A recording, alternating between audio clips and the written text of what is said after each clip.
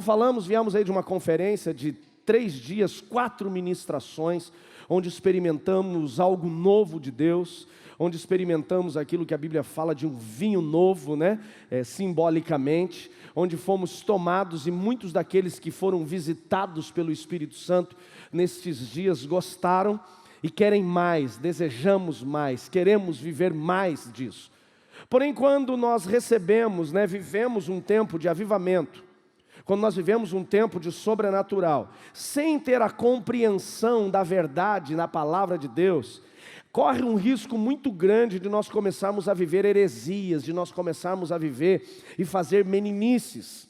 É por isso que essa série, eu entendo que Deus nos programou, nos levou. Eu já tinha o desejo, antes da conferência, de trazer esta série. Ficou muito mais claro isso no meio da conferência, para que você venha entender o que de fato é este mover de Deus.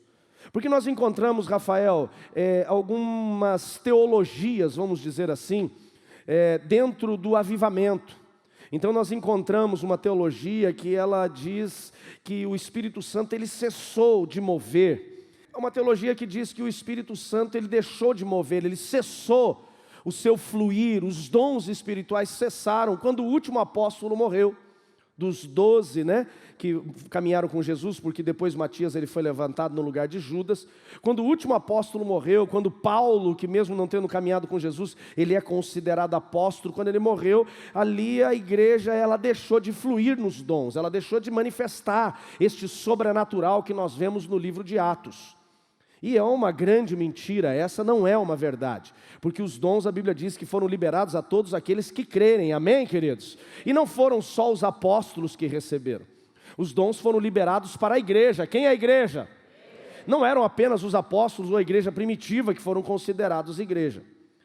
Porém, nós também encontramos um outro grupo de pessoas que eles acabam valorizando demais a manifestação de dons, valorizando demais a revelação, valorizando demais o falar em línguas, a profecia, o dom de cura. E às vezes, de tanto que eles valorizam, Deus nem flui, mas eles fluem sozinhos. Eles fazem do jeito deles. E aí acabam acontecendo os excessos, acabam acontecendo as meninices. E dentro da igreja nós vamos encontrar, inclusive, provavelmente, talvez aqui no nosso meio, a gente pode, Silvio, encontrar os dois grupos, aqueles que são céticos, aquele que olha todo esse movimento e fala assim, não, isso não pode acontecer comigo. E se o pastor Márcio vai andando perto dele, já vai se escondendo, fala, não, na minha cabeça não, pastor, por favor, não vem não, não ora aqui. E se eu cair, o que vai acontecer? Onde eu vou? E é Deus, é capeta, o que é? Então tem aquele que ele é cético demais. Tem um outro grupo que é curioso, mas ainda tem medo. Eu falei 2, mas tem mais de 2. Tem outro que tem medo, até tem a curiosidade, mas não sabe como é, não experimentou. E aquilo que nós não experimentamos, nós ficamos receiosos pelo que vamos viver.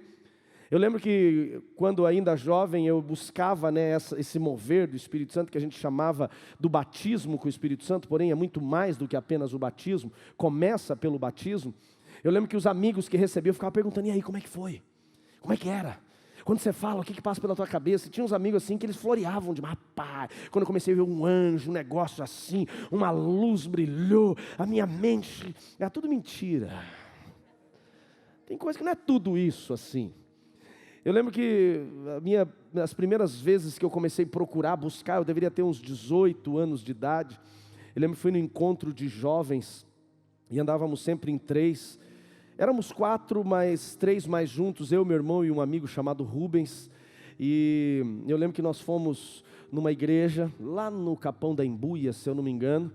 O amigo, ele já tinha recebido a manifestação do Espírito Santo, estava um pouco enferrujado, mas naquele encontro fluiu. Eu e meu irmão não tínhamos sido batizados ainda, e fomos para frente receber a oração, e assim, eu ficava olhando, eu ficava buscando para mim com o olho aberto para ver se eles iam receber antes, Ficava naquela expectativa que você não podia perder. E eu lembro que meu irmão foi batizado no Espírito Santo, e ele começou a orar em línguas, e eu não, mas fiquei com a raiva, agarrei um ódio, falei, esse negócio não é para mim, fiquei todo angustiado, porque o que eles têm melhor do que eu? Achando talvez que até tinha que ter algo a mais daquilo que eu fazia.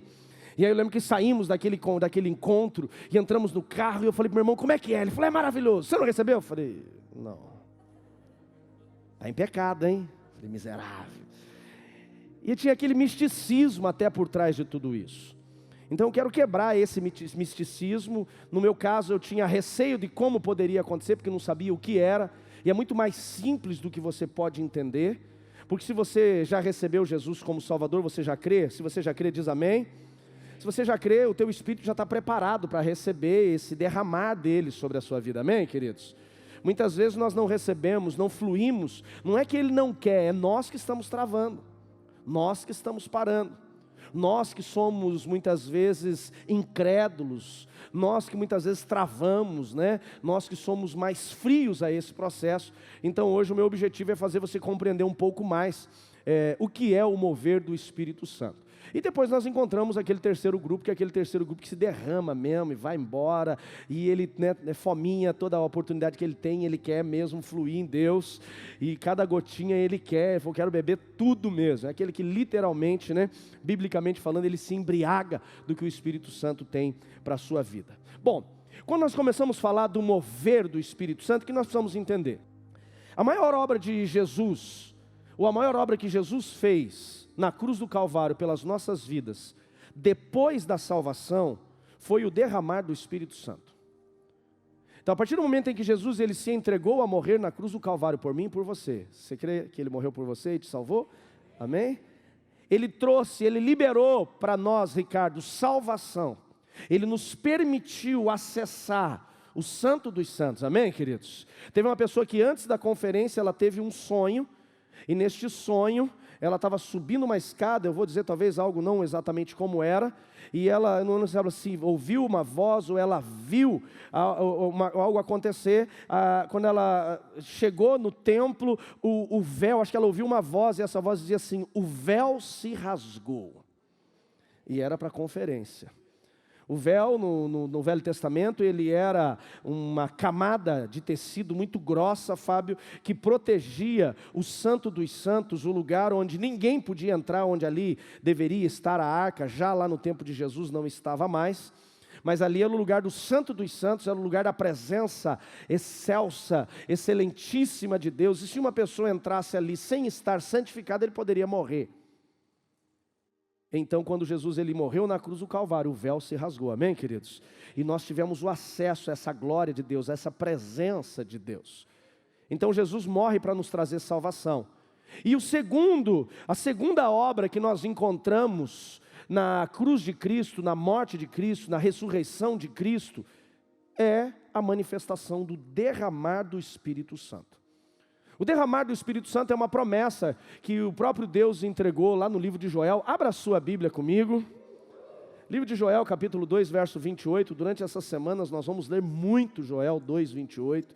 Tem dia que não vai nem precisar se abrir a Bíblia, você já vai saber de cor se você ainda não sabe. E lá no Velho Testamento, no livro de Joel, o povo de Israel estava afastado de Deus, estavam longe de Deus, estavam vivendo um tempo de apostasia, de idolatria, adorando outros deuses. Pastor Anderson, então o Senhor, ele levanta o profeta Joel para confrontar o povo sobre aquele posicionamento errado deles, sobre a idolatria que eles estavam vivendo. E depois que eles tomam posição, aliás, por conta daquilo que eles estavam vivendo, eles foram atacados por um exército de gafanhotos. Samuel, que não só come as lavouras deles, mas já estavam comendo as raízes das plantas. Então Deus deixa claro que aquilo infelizmente era consequência do afastamento deles.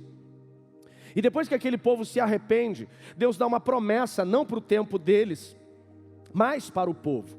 E ele diz assim, e depois destes eventos, eu derramarei do meu, na King James diz, ruach. Ruach em hebraico significa espírito. Derramarei do meu espírito sobre todos os povos. Deus estava deixando claro que não era só para o judeu. Olha para mim, deixa eu explicar aqui. Naquele momento, Deus ainda manifestava diretamente para a nação judaica, porque Ele tinha um propósito, Cláudio. O propósito de Deus para a nação judaica é que eles fossem sacerdotes das outras nações, Guilherme. O propósito de Deus é que eles levassem as outras nações, trouxessem as outras nações para Deus.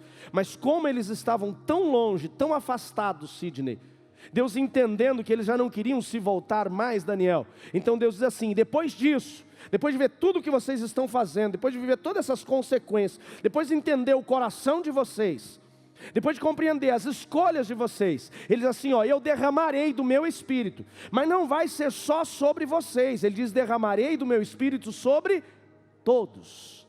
Fala comigo: derramarei do meu espírito sobre... Ele diz: sobre todos os povos. E então estes povos, eles vão ter algumas manifestações. Ele diz: os seus filhos e as suas filhas profetizarão, os seus idosos terão sonhos, os seus jovens ganharão visões. Põe para mim o próximo verso, por gentileza. Eu quero ir até o 29, acho que até o 29. Ele diz inclusive sobre os serviçais, os escravos da época: eu derramarei do meu espírito naqueles dias. Ou seja, ninguém vai perder a oportunidade de receber esse derramar do espírito. Então o que nós estamos vivendo como igreja, e o que esse movimento inclusive que começamos a viver nessa conferência, isso aqui não é algo novo, isso aqui é uma promessa de Deus sendo realizada na minha e na sua vida, amém, queridos? É sobre todos. Ele diz: eu derramarei do meu espírito sobre todos. E quando que ele cumpriu essa palavra? Quando que ele cumpriu este derramar? Lá no livro de Atos, capítulo 2, após Jesus morrer, ressuscitar, dar a direção para os seus discípulos em Marcos, capítulo 16, verso 16, verso 15, que eles deveriam pregar o evangelho a toda a criatura, e quem crer no evangelho, automaticamente quem crer em Jesus, que o evangelho prega, eles receberiam sinais, expulsariam demônios, eles iriam impor as mãos sobre os enfermos, eles seriam curados, e eles falariam novas línguas. E aí no capítulo 2 de Atos, nós vemos essa promessa se cumprindo. Coloca para mim Atos 2, verso 1. Então aquilo que Deus prometeu lá em Joel, séculos antes, Marcos Scrock, agora Deus está realizando. E Ele realiza quando? Quando a igreja está prestes a começar, Ana. Então o derramar do Espírito Santo, o derramar do Espírito de Deus, prometido em Joel, ele é cumprido, esta promessa, quando a igreja inicia. O derramar do Espírito vem junto com a igreja, ou seja, o derramar do Espírito de Deus é para a igreja. Quem é a igreja? Eu e você. Então nós vamos encontrar, não leia comigo ainda Atos, olha para mim só, pode deixar na tela. Nós vamos encontrar 11 discípulos que caminharam de perto com Jesus, porque Judas o traiu. Depois eles levantam Matias.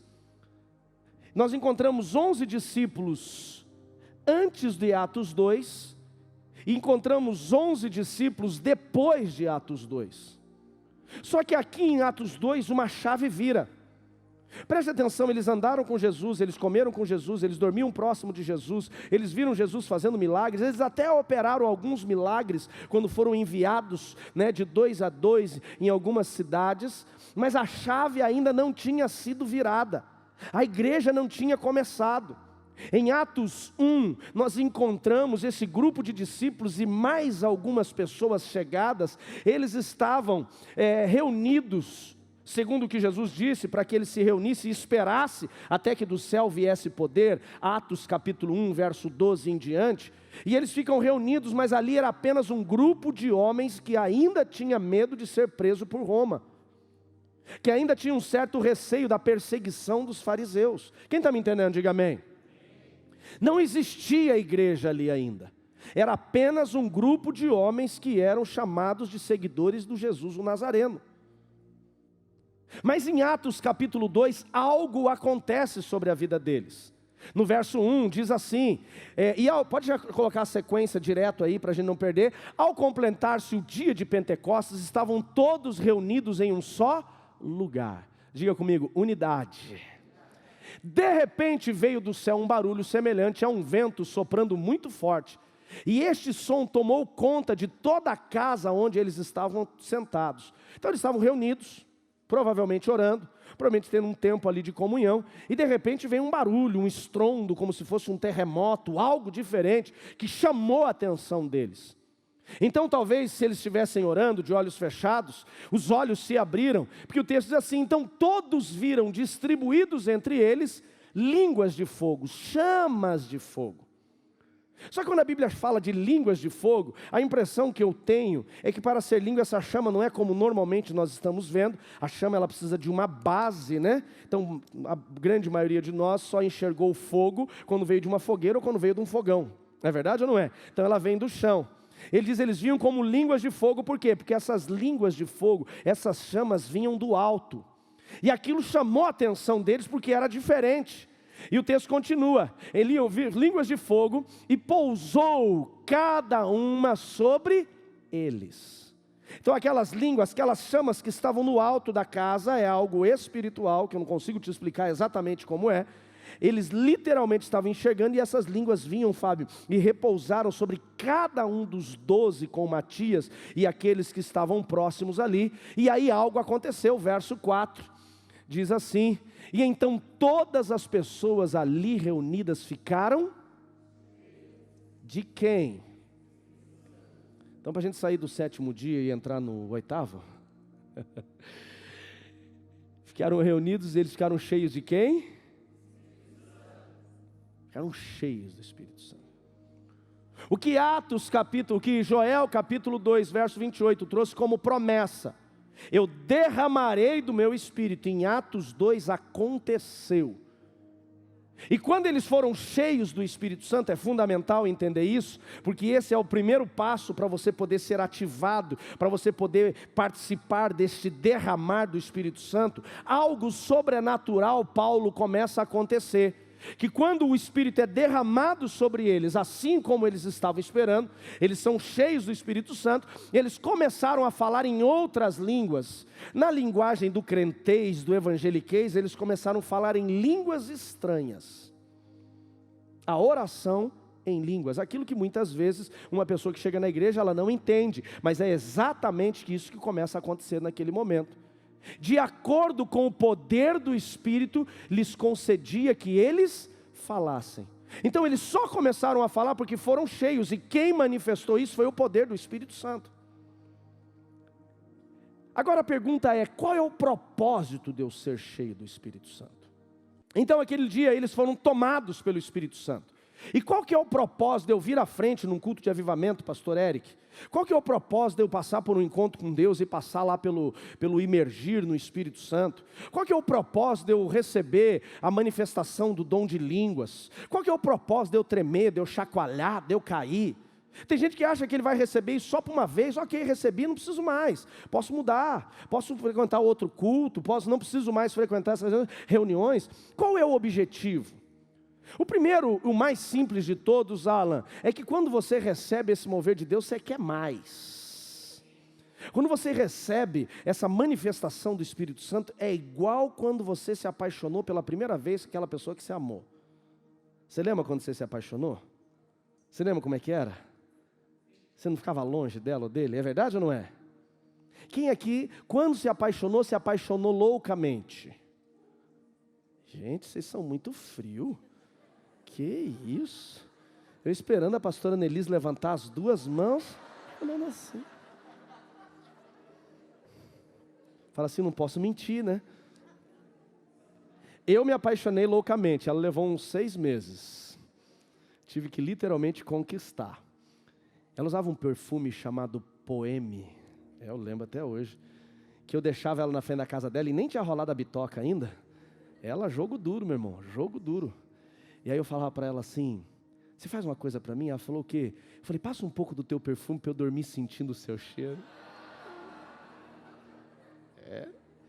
E eu chegava em casa para ir tomar banho, eu ficava esfregando o braço no travesseiro para tomar banho, ou tomava banho com o braço fora do chuveiro.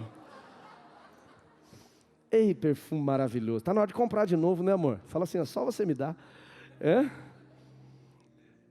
Ei, beleza. Amados, quando você recebe esse mover, é igual você apaixonado. Seus olhos brilham. Lembra que você não precisava de muita você não precisava de muita ativação para visitar ela, para visitar ele? Você lembra disso? Qualquer motivo era o motivo? Você lembra disso? Sim ou não? Qualquer motivo era o motivo? Não tinha isso para vocês? Tinha? Eu esqueci meu celular, eu vou lá. Nossa, minha camiseta ficou lá, nem usa a bendita, eu vou lá buscar. Não tinha isso? É a mesma coisa. Então quando você vê esse povo, vai ter vigília, vai ter encontro, vai ter não sei o quê, vai ter oração. Agora até oração o povo vai começar a vir. O problema da paixão, o que é? É que ela acaba. O problema da paixão é que ela acaba. E se nós não continuarmos colocando lenha nessa fogueira, uma hora isso daqui vai embora. E para a gente se torna rotina. E vai virar apenas história. Em 2021, no mês de outubro, eu participei de uma conferência. Rapaz, foi fogo puro. E depois? Eu recebi. Para quê? Tem um propósito. Sim ou não, gente? Vamos entender qual foi o propósito do derramar do Espírito Santo para a igreja de Atos. Qual foi o propósito? O propósito, Cláudio, do derramar do Espírito Santo para a igreja de Atos foi para ativar aquela igreja a viver tudo que ela vivia. Aliás, o primeiro propósito, Cadu, é o Cadu que está aqui, né? De máscara, agora tem que ficar procurando os irmãos, né?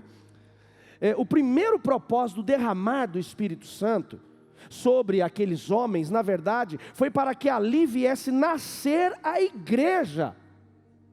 A igreja ela foi gerada, a igreja ela foi construída, a igreja ela foi ativada exatamente em Atos capítulo 2. Existia um grupo de homens em Atos capítulo 1, existia outro grupo de homens em Atos capítulo 2. O derramar do Espírito, Lili, que aconteceu em Atos capítulo 2, verso 3 e 4, que nós vimos, 2, 3 e 4, ele ativou aqueles homens de tal forma que ali nasce a igreja. Porque esses 12 homens cheios do Espírito Santo, eles são tomados. Duas evidências ficam muito claras ali. Uma que eu posso dividir em A e B, e aí eu gostaria de ter um quadro hoje para escrever, mas não estou pedindo não. E uma outra física. A primeira evidência fica muito claro ali no texto que lemos. Diz que quando eles receberam o Espírito Santo, eles começaram a falar, põe de novo para mim, Mayra, por favor. Começaram a falar em outras línguas. Então a ativação, o derramar do Espírito Santo e a ativação daquele avivamento sobre a igreja, daquela vida de Deus, porque esse manifestar do Espírito Santo é a vida de Deus fluindo na igreja. É como se fosse o sangue de Deus, o oxigênio de Deus. É como se fosse a alma de Deus, só para a gente poder ter compreensão, vivendo no meio de nós. Quem está me entendendo? Diga amém. Uma igreja que não tem o Espírito Santo, ela não tem Deus. Ela pode ter leitura da Bíblia, ela pode fazer orações, ela pode fazer tudo que pareça ser igreja, mas se ela não tiver o Espírito Santo, ela não tem Deus, porque quem manifesta Deus é o Espírito, porque é o Espírito dele. A mesma coisa eu e você sem a salvação em Jesus, o nosso Espírito não está ativado, está adormecido, nós não temos Deus. Continuamos o texto lá. Então ali ficaram reunidas, cheios do Espírito Santo, começaram a falar em outras línguas, de acordo com o poder que o Espírito Santo lhes concedia que falasse. Segura para mim um pouquinho o texto. Então novas línguas aqui, nós vamos entender, não vou entrar em detalhes hoje, nós vamos entender biblicamente que existem pelo menos 3 manifestações, Ricardo, que eu sei que você gosta de aprender, 3 manifestações de línguas. Existe o falar em línguas, existe a variedade de línguas, e existe o falar na língua, idioma de outras pessoas. Quando nós lemos aqui, aconteceu 2 dessas manifestações. O primeiro, eles começaram a orar em línguas, que é o que você vê a pessoa orando aí do seu lado, uma língua parece meio árabe, meio hebraico, um negócio diferente.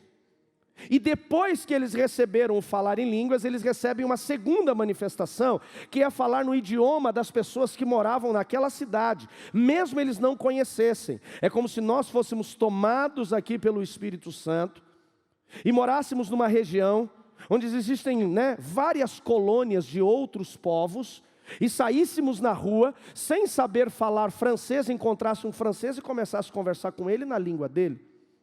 Encontrasse um americano e falasse com ele na língua dele. Encontrasse um turco, um libanês e falasse na língua dele. Quem está me entendendo, diga amém. Mas a primeira ativação que eles tiveram aqui foi a ativação do falar em línguas. Eu não vou entrar em detalhes hoje, mas essas 3. Primeiro, falar em línguas. Você fala a Deus, ninguém entende, é para edificar você. Segundo, você falar, Deus te ativar para você falar na língua de uma outra pessoa, é um sinal para o descrente. para que você possa evangelizar. E é um sinal sobrenatural quando a pessoa diz, mas você não conhece minha língua, não sabe falar. E como é que você conhece? Não sou eu, é Deus. E tem um terceiro tipo de falar em línguas, que está lá em 1 Coríntios 12, que é o dom de variedade de línguas. Que é quando você recebe um dom de profecia, onde você vai profetizar em línguas, e precisa de você ou de alguém que depois venha traduzir este falar em línguas, que daí é para edificar a igreja. Quem está me entendendo, diga amém. Está ficando claro para vocês? Sim ou não? Então a primeira evidência do derramar do Espírito Santo naquele povo e na minha vida, na sua vida, é quando nós somos tomados pelo falar em línguas, o que ativa. Eu não vou dizer para você que é a única e a principal evidência do batismo com o Espírito Santo, eu não vou dizer. Mas eu vou dizer para vocês que é a principal porta de acesso ao mundo espiritual. Uma pessoa que ainda ela não foi ativada no falar em línguas, que não é ele forçando, não existe curso, hoje tem curso de tudo na internet, tem ou não tem? Não existe um curso na internet para você aprender a falar em línguas. Fala comigo, xarabacá, fala comigo, xerererê. Não existe isso, gente, não existe, porque cada um vai fluir de um jeito. Quem está me entendendo, diga amém. E às vezes você está sentindo que vem uma palavra na sua boca, você fica com medo que você vai repetir o que o outro está falando. Não é o Espírito Santo que está colocando. Quem está me entendendo, diga amém. Então olha aqui, continua o texto lá para mim, eu já vou voltar lá. Quando eles são tomados pelo Espírito Santo, aquelas línguas de fogo, aquelas chamas de fogo, tomam eles ali, Lili, é um negócio tão sobrenatural, que algo neles vira, algo é ativado neles. Não é que eles não tinham a salvação, eles tinham, porque eles não só creram em Jesus, como viram Jesus. O espírito deles já tinha sido ativado, amém, queridos? Amém, queridos? Eles já tinham nascido de novo, amém, queridos? Meu Jesus, que isso? Vou ter que dar aula de novo? Preciso falar da ativação do espírito, nascer de novo? Nascer de novo, uma pessoa que não conhecia Jesus, declara Jesus como Salvador, genuinamente, o espírito adormecido passa, Jéssica, a ter vida, e o Espírito Santo passa a habitar nele. Agora, o Espírito Santo habitar nele não significa, naquele momento do nascer de novo, que ele já vai ser ativado nesse derramar do Espírito. O Espírito foi ativado, só para você entender, o Espírito foi ativado, mas ele não transbordou ainda. Vou dar um exemplo aqui. É como se a gente pegar aqui, esse copo de água,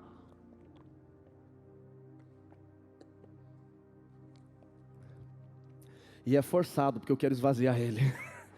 Eu sou ruim para tomar água. Ruim mesmo, né? Até baba. Às vezes os meninos vão e enchem um copo de água para mim. Não vou fazer de conta que ele está vazio. Uma coisa é esse copo estar vazio, seco, esturricado.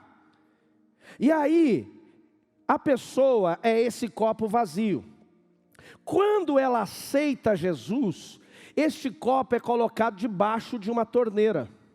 Quem está me entendendo, diga amém.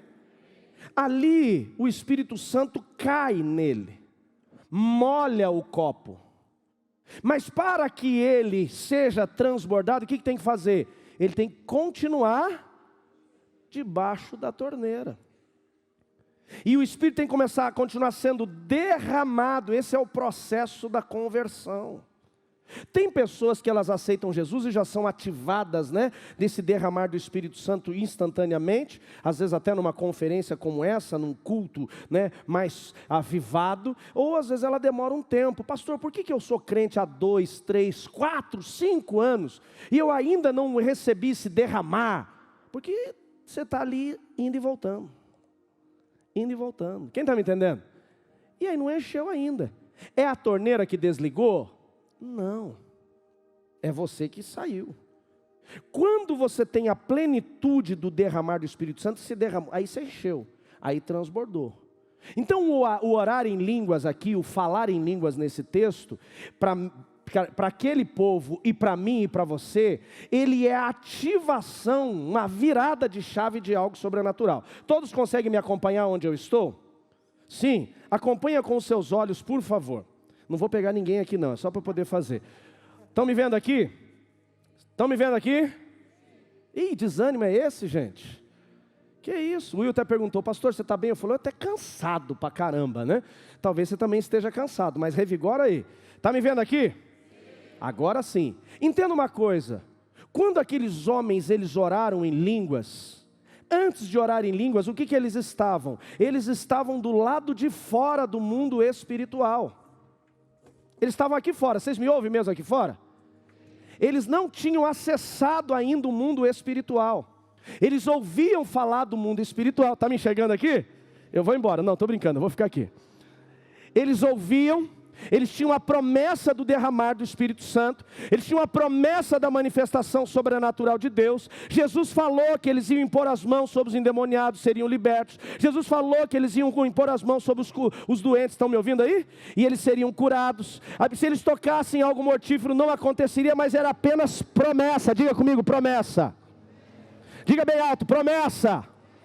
Agora, quando naquele dia aquelas línguas de fogo foram derramadas sobre eles e eles receberam falar em línguas, quando eles falaram em línguas, pastor Eric, uma porta se abriu, dá glória a Deus. Uma porta se abriu. O falar em línguas é a chave dessa porta. A porta estava travada para eles, mas quando eles oraram em línguas, eles acessaram o mundo espiritual. E isso não é só para eles, é para mim e para você. Enquanto eu e você não formos ativados neste sinal chamado orar em línguas, falar em línguas, nós continuamos para o lado de fora. Significa que não seremos salvos? Não. O copo está molhado, mas ele não transbordou ainda. Não está cheio. Você está me entendendo, queridos? O problema, eu cansei. O problema é que tem muita gente que se contentou só em nascer de novo e nem está procurando a chave. Uma coisa é você não encontrar a chave e ficar procurando ela. Quem já ficou para fora sem chave dentro da sua casa? Já ficou para fora sem chave? É ruim ou não é? E quando é a mulher que leva e você fica para fora? Você garra um ódio ou não garra? Sim ou não? Nossa. Ah, Jesus. Você xinga ela, mas com xingamento gospel, né? Abençoada. Oh, mulher de Deus, cheia do Espírito Santo. Crente pentecostal xinga assim, né?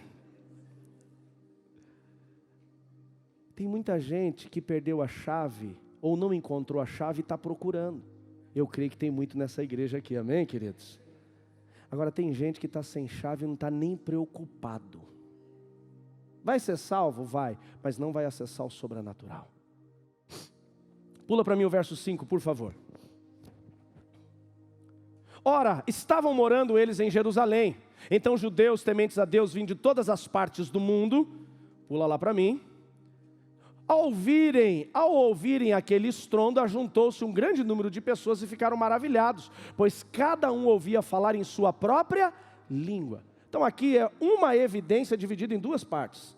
Eles são ativados no falar em línguas, eles começam a falar em línguas, e quando eles saem para a rua, eles começam a conversar. Com cada um ali tinham cretenses, ali tinham romanos, ali tinham egípcios, e eles começam a conversar com essas pessoas na língua deles. E os caras ficam assustados, falam, ei, vocês não são os caras lá, morador lá de Bocaiúva? Vocês não são lá de Tunas do Paraná? Vocês não são lá do interior, lá de Jacarezinho? Como é que vocês sabem falar a minha língua? Não estou falando mal da cidade, é só porque era só... Vocês não são os nazarenos? Vocês não são os pescadores, indoutos, sem cultura? Como é que vocês sabem falar e conversa comigo aqui em árabe, conversa com ele ali em libanês? Como é que vocês conseguem isso? Os caras ficaram maravilhados com aquilo. Continua, porque vem a segunda evidência que aconteceu com eles. Verso 7. Perplexos, admirados, comentavam uns aos outros, porventura não são esses os galileus, que estão todos falando? Continua para mim, por gentileza. Como então cada um de nós os ouve falar com a sua própria língua materna? Falou, os caras estão falando a nossa língua materna, língua que ninguém conhece, pode pular, eles estão falando, tem alguma coisa errada. E aí começa aquela discussão, o que está acontecendo? Pula lá para mim, por favor. Nós que somos partos, medos, elemistas, habitantes da Mesopotâmia, Judéia, Capadócia, ao ponto da província da Ásia, pode pular de novo.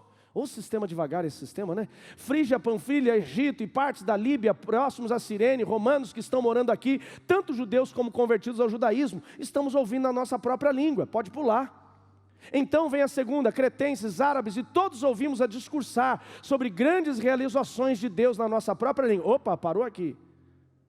Eles não estavam só batendo um papo, falando, nossa, você viu que chuva, não aguento mais esse frio, será que vai mudar o clima? O que eles estavam fazendo? O que eles estavam falando? Das realizações de Deus. Estava evangelizando. É um sinal para o descrente. Evangelizar essa pessoa. Agora, Paulo, para mim, acho que esse é o último verso que eu vou ler. Então todos estavam absolutamente assustados, esse é o penúltimo. Todos estavam absolutamente assustados e confusos, perguntando uns aos outros, o que significa isso? Próximo verso. Entretanto, outros, para ridicularizá-los, exclamavam, estes estão cheios de vinho novo. Segunda evidência que algo aconteceu diferente com eles. Primeiro, o falar em línguas, e esse falar em línguas em outros idiomas também. E segundo, eles estavam com o corpo deles estremecido. Tinha algo diferente. Quando eles estavam conversando, alguma coisa acontecia. O cara dava um rebuliço e tremia e puxava. E o cara falou, não, isso daí é o quê? Isso é sinal de embriaguez, estão bêbados. Então as duas evidências de uma pessoa que ela recebeu o manifestar do Espírito Santo, e não significa que as duas precisam acontecer no mesmo tempo, mas a grande maioria das vezes é legal quando acontece no mesmo tempo, quando acontece juntas. Número 1, Ingrid, é o falar em línguas, e o número 2 é quando o corpo recebe algo diferente, uma descarga diferente. Não é uma energia, é uma manifestação de Deus. Amém, queridos? É um mover de Deus. Algumas pessoas podem cair, algumas pessoas podem tremer, algumas pessoas podem cambalear, algumas pessoas podem remexer o corpo, e tudo isso é um mover de Deus. Estes são sinais que aconteceram lá na igreja de Atos, e pode acontecer aqui. Agora o que me chama a atenção, e eu preciso acabar, eu estou na metade do sermão, mas eu preciso acabar, mas um ponto importante que eu quero chamar a sua atenção aqui, é que teve um propósito. Depois que isso aconteceu, eu não vou ler mais o texto para a gente poder ser um pouco mais rápido. Esses homens começaram a falar, estão bêbados, isso é embriaguez, olha só, olha o jeito que o cara está cambaleando, está quase caindo. Então Pedro se levantou e falou, olha aqui homens, judeus, homens de bom coração, o que está acontecendo aqui não é que eles estão bêbados 9 horas da manhã, isso é o poder de Deus que se manifestou através de Jesus, o Nazareno, que veio como Cristo, o Messias. Aquele que os judeus mataram, aqueles que ele crucificaram, ele declarou que essas coisas aconteciam, e nós em nome deste Jesus estamos aqui pregando o evangelho para vocês. E Pedro começa a pregar fervorosamente, conduzido pelo Espírito Santo, algo que ele nunca tinha feito antes, porque quando você recebe o derramar do Espírito Santo, eu falei, uma chave vira em você. E ele prega tão tomado pelo poder de Deus, que quando ele termina aquela mensagem, ele não faz apelo, as pessoas imploram para ele fazer um apelo. Quando ele termina de falar, Ednei, uma obra olha para ele e fala assim, ei, e o que eu preciso fazer para receber isso? O outro falou, eu também quero. Falou, eu também quero. Fala aí, pede para a gente levantar a mão logo. O que a gente tem que fazer? Ele falou, recebam Jesus como Salvador na vida de vocês. E a Bíblia diz que naquele primeiro culto de uma igreja que nem tinha nascido, 3.000 pessoas recebem Jesus como Salvador. O Espírito é vivificado. 3.000 pessoas têm o seu Espírito ativado, o Espírito de Cristo agora passa a habitar nelas. Dá mais um glória a Deus por isso? Existe um grupo de discípulos antes de Atos 2 e um grupo de discípulos depois. Qual é o resultado da igreja primitiva ao receber o derramar do Espírito Santo? A igreja começa. Qual é o resultado? Por que eu tenho? Por que eu preciso? Não é que eu tenho, você não tem, mas por que você precisa?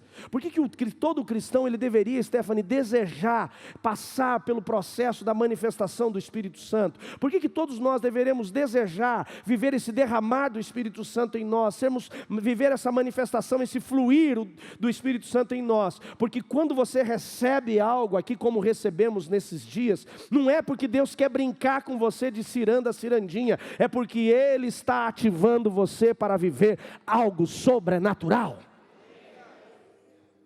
Algo sobrenatural. Foi tão sobrenatural que Pedro, depois que ele recebeu, Pedro antes de receber o Espírito Santo, ele cortava a orelha de soldado. Antes de receber o Espírito Santo, ele andava armado. Antes de receber o Espírito Santo, ele era violento, era impulsivo. Depois que ele recebe o Espírito Santo, ele se torna um dos principais pregadores da igreja primitiva. Primeiro culto que Pedro pregou, 3.000 convertidos. Segundo culto que Pedro pregou, 5.000 pessoas aceitam. Acertei? Não? Errei? Não vou nem tentar de terceira. 5.000, dá uma glória a Deus por isso. Primeiro Pedro prega, agora acertei. Ufa, graças a Deus. Aleluia. A igreja aplaude de pé. Primeiro ele ministra, fica mais fácil. 3.000 aceitam Jesus como Salvador. Aí Atos capítulo 3, ele continua dentro da caminhada dele. E ele vai orar, vai para a sinagoga. E ele chega na sinagoga. E ele vai fazer as orações do dia como todo judeu fazia. Ele ainda estava debaixo da cultura judaica. Aí ele passa por um portão, dá a volta, passa por outro portão. É como se fosse assim um corredor. E quando ele está entrando na porta principal, que era a porta das ofertas, a Bíblia diz que tinha um homem ali, coxo, um paralítico. Que homem olha para ele, como era paralítico, era um mendigo, um necessitado. Olha para ele e fala assim: moço, tem uma moedinha para me dar? E Pedro dá aquela parada. Põe a mão na bolsa, no alforje, não tem moeda nenhuma. Mas ele tinha algo que era muito mais valioso do que qualquer moeda. Diga assim, ele estava cheio. Ele pegou na mão daquele rapaz e falou assim: não tenho ouro e nem prata, mas o que eu tenho, eu te dou. Levanta e anda em nome de Jesus. Pá! O cara levantou. Pedro não tinha curado ninguém, não é ele, é Cristo. Mas através de Pedro, ninguém tinha sido curado antes. Mas depois que ele recebeu o derramar do Espírito Santo, o coxo levantou.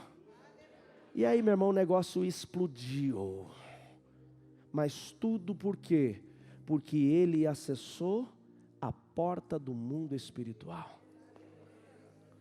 Tem muita gente, Daniel, que está se contentando com um copo molhado no frio. Deus quer que você entre para o mundo espiritual. O acesso, Elvis, ao mundo espiritual, o acesso ao mover de Deus sobre as nossas vidas, o acesso àquilo que é prometido para nós lá em Joel, capítulo 2, verso 28. Ele diz assim, será derramado ébite sobre todos os povos, e então eles profetizarão, terão visões e terão sonhos proféticos. O mover do mundo espiritual, ele vem através do derramar do Espírito Santo, e as evidências desse derramar do Espírito Santo, a principal, a primeira delas, é o orar em línguas. Então todos nós que cremos em Jesus em primeiro lugar, temos a possibilidade, foi prometido para todos. E quando você começa a orar em línguas, não é que você terminou a sua jornada, uau, eu recebi, maravilha, agora não preciso mais, não. Se você começar a praticar, você vai ver que Deus vai começar a mover, e algo vai ser sobrenatural sobre a sua vida. Isso que chama muito a minha atenção aqui. É que quando os caras começaram a cercar Pedro aqui em Atos 3, falou, uau, ele falou, sou eu não, isso aqui é Jesus Cristo. Você quer travar, mover do Espírito Santo numa igreja, traz a glória para você. Agora, o Espírito Santo manifesta por uma credencial, você consegue imaginar o Espírito Santo, credencial, beleza, eu uso. Não tem credencial. É credencial? É disposição. E o que é a oração em línguas? A oração em línguas, como eu falei, ela é a chave que te coloca dentro do mundo espiritual. Cara, ora 5 minutinhos na hora do louvor, O Will cantando, enche-me, Deus. Ele ora 5 minutos na hora da música, acha que vai sair colocando a mão na cabeça de todo mundo, o cara vai ser cheio do Espírito Santo. Tem um preço a ser pago. Quem está me entendendo, diga amém. Mas o acesso, o caminho já foi nos dado. Oração em línguas. É a linguagem no mundo espiritual. Para a gente encerrar, abra a tua Bíblia comigo em 1 Coríntios 14, verso 2. O que é a oração em línguas, pastor? A oração em línguas. E por favor, eu creio que Deus vai levantar e está levantando muitos homens e mulheres para fluírem nos dons espirituais. Você vai orar pelos enfermos, eles serão curados. Você crê nisso? Você vai orar pelas pessoas oprimidas, elas serão libertas. Você crê nisso? Você vai orar pelas pessoas, elas serão cheias do Espírito Santo. Você crê nisso? Mas nunca esqueça, a glória é de Deus. Meu irmão, você tem coça a língua para você contar. Nossa, eu orei por fulano e ele foi curado. Coça a língua. Se alguém orar por você e você for curado, edifique a fé dessa pessoa, conte para ela. Mas você que ouvir, não fica contando para todo mundo. Olha, eu orei, olha, pode fazer fila aí que eu estou orando agora, o povo está sendo curado. Você está querendo a glória para você. E Deus diz em Apocalipse que a glória é só dele, ele não divide com ninguém. Diga, só canal. Nós somos só um instrumento, amém, queridos? Só o instrumento. Só o instrumento. 1 Coríntios capítulo 14, verso 2. Diz assim, portanto, quem se expressa em uma língua estranha, não fala a homens, mas fala a Deus. De fato ninguém compreende, pois em espírito ele fala em mistério. Pastor, o que é essa oração em línguas? É a oração do mundo espiritual. É uma oração que você fala apenas com Deus. Ele diz, ninguém entende, inclusive quem está falando. Você pode estar orando em línguas e pensando, eu estou falando isso para Deus, você não está falando. Por quê? Porque quando você está orando em línguas, significa que o Espírito Santo habita em você, e é Ele que está orando através do teu espírito. E Ele está falando uma coisa que só Deus entende. Quem está me entendendo, diga amém. A oração em línguas é uma oração que não precisa ser feita nem no microfone. Você viu que eu chamei você e falei, ora em línguas, e eu desliguei meu microfone, porque eu não preciso orar em línguas, eu não preciso ouvir a minha oração em línguas. Às vezes a gente se empolga e esquece de desligar o microfone. Mas não tem necessidade. E mais do que isso, a oração em línguas não deve acontecer só aqui na igreja, até porque o tempo que a gente passa aqui na igreja é muito pouco. A oração em línguas, ela tem que acontecer em todos os lugares que você estiver, se você tiver o desejo de ser ativado em Deus. Então lá em casa nós temos agora, e estamos trazendo essa cultura para os meninos. Claro que não é uma coisa só chegar e ficar falando, você tem um ambiente. Nós temos separado um período do dia onde a gente vai ter um tempo de oração em línguas individual. A Anne no tempo dela, eu no meu tempo, os meninos no tempo deles. E é isso que eu quero te aconselhar a fazer. Segunda situação, vai comigo no verso 13.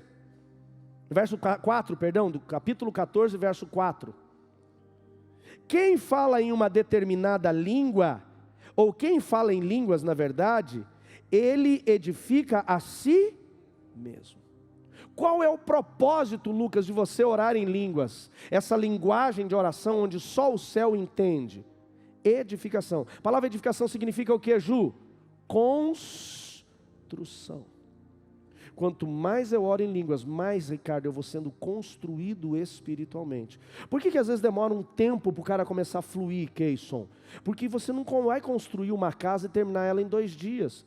Se você construir uma casa em 2 dias, essa casa vai ficar de pé quando vier o vendaval? Não. Então você vai levar talvez 6 meses, 1 ano para fluir em algo que Deus quer gerar em você.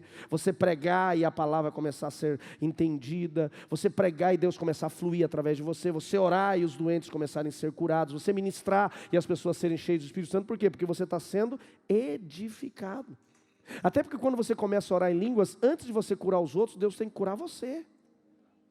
Antes de você orar para que os outros sejam cheios do Espírito Santo, tem que ser cheio você. Amém, queridos? Vamos ficar de pé, por gentileza?